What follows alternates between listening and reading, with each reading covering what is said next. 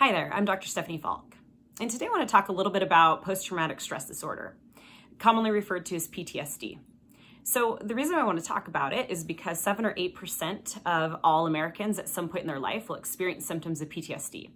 If you ask me, that's a pretty high percentage. And for those of people that come in and I'm able to be privileged in working with them in therapy, I would say probably 40% of who I treat come in with symptoms of PTSD. So incredibly common. So the first thing that needs to occur is a traumatic event. So the traumatic event could happen to yourself. It could happen to someone that you know. You can witness the trauma, or it's something that you might learn about later. And in the aftermath of learning about it, witnessing it, or going through it, a host of symptoms come up that are very difficult to manage. And those impact mood, they impact motivation, they impact sleep. A lot of times people describe kind of oscillating between feeling like they're on an emotional roller coaster, and then other days just feeling kind of numb and detached and isolating themselves. So I want to quickly go over the 4 different cluster of symptoms that we look for to identify whether or not someone is experiencing PTSD. So the first one is intrusion. A lot of times people experience nightmares, flashbacks, unwanted memories of the event, physical reactions to any kind of reminder of the event. The second cluster is avoidance. People will avoid feelings associated with the event, so they don't want to talk about it. They'll avoid any kind of external reminders and cues of the event so that they don't have to go through or experience more heightened symptomology. Another cluster, the third cluster, is negative cognition and mood. And a lot of times people have a very difficult time being positive, being happy. They'll feel down, they'll feel sad, they'll feel irritable, they'll isolate. They tend to espouse a negative worldview. The world is scary and difficult, and oftentimes a negative view of themselves as well. The fourth or last cluster of symptoms is arousal and reactivity.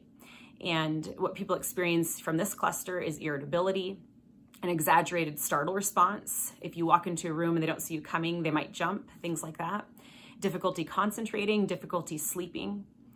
So as I'm describing just kind of the cluster of symptoms that people go through, I hope you can see how this would obviously impact day-to-day life. It makes it very difficult to do day-to-day things that before the trauma were not a problem at all. And a lot of times these symptoms are experienced for a week or two, and in that case, the person does not meet criteria for PTSD. PTSD is only diagnosed if the symptoms last for a month or longer.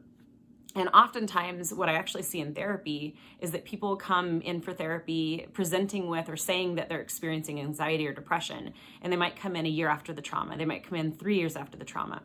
And what's actually happening is that there's latent PTSD that was undiagnosed, and it's really important for us to kind of pull back the layers and understand what they've gone through and to treat it accordingly as PTSD. I hope it's been helpful to kind of describe what PTSD is.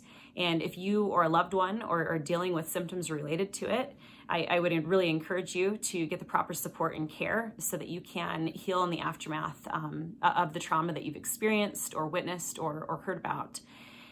Some of the lingering effects can be devastating as it relates to relationships and views of yourself and just the negative cluster of emotions. My heart really goes out to those that struggle with PTSD, and it's probably a good majority of what I treat, actually. Probably 40% of the people that I see in therapy over the last 18 years do present with PTSD, which is a really high amount of people that come in for therapy. So again, I hope it's been useful. If you don't want to miss a video, feel free to subscribe, and I hope this finds you having an absolutely beautiful day. Thank you.